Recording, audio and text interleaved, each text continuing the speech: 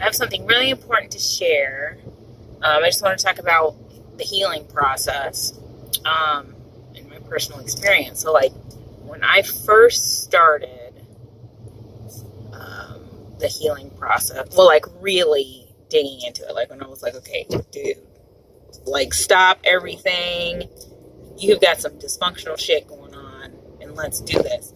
So, like, I was kind of like, you know, at first, I was doing a lot of research, and I was finding a lot of information, and even though it was, like, hard, and things were, you know, it was like a struggle, there was, like, this excitement, because I'm, like, figuring stuff out, and I'm like, yeah, that's it, oh my god, this is it, like, you know, it's kind of exciting.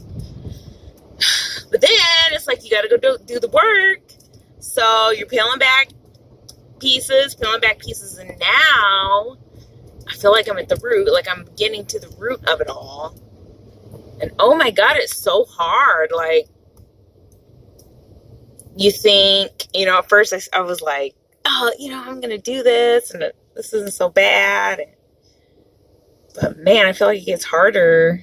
In a way it gets harder. In a way, it's a little easier because now I've kind of changed my internal voice to a very loving, patient person with myself, which I wasn't before. I had a very negative inner voice. So now when I'm struggling or I'm finding myself sad or I'm hurting or, you know, some of the stuff can be pretty painful. It can be really hard. It can hurt. That self-love makes a big difference.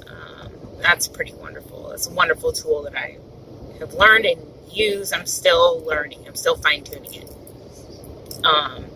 But I feel like, you know, in the martial arts movies where, like, the guy has to go through, like, the dark forest and all these things are going to pop up and he has to, like, get to the end. That's how I feel right now. Like, crap. I got to make it through all these obstacles. But it's okay, because it's going to happen. But it takes a toll. It's very hard, because you have to bring up all your stuff, and you have to face it. You have to feel all these feelings, and it's like, I ain't got time for this shit. I got kids I gotta feed. You know what I mean? I gotta go to work. So it's a lot of work, but it's definitely, I think, gonna pay off in the end. I mean, I already see it paying off, and I just want to encourage anyone who's doing this to keep going. You know, our main response when we're dealing with pain, suffering, you know, bad feelings, whatever, is to run. That's how people end up doing drugs and drinking, or, you know, I mean, my thing is sugar, eating, or like relationships, codependency issues, like addiction to fucking people, like, good Lord. So these are all really big problems. I think a lot of people are addicted to, like, screens now, their phone and video games or TV. You know, there's always ways to get away. There's always ways to hold, these feelings pop up, I don't want to deal with this, and run away. And in a way, we're kind of taught that too. Like, just be productive. You got to be productive. You got to keep doing stuff. You got to work. But man, healing is really important. And I'm not trying to say, like, you know, I know people got to work. I know people got lives, and that's hard. But do what you can. Do it when you can. Be patient with yourself.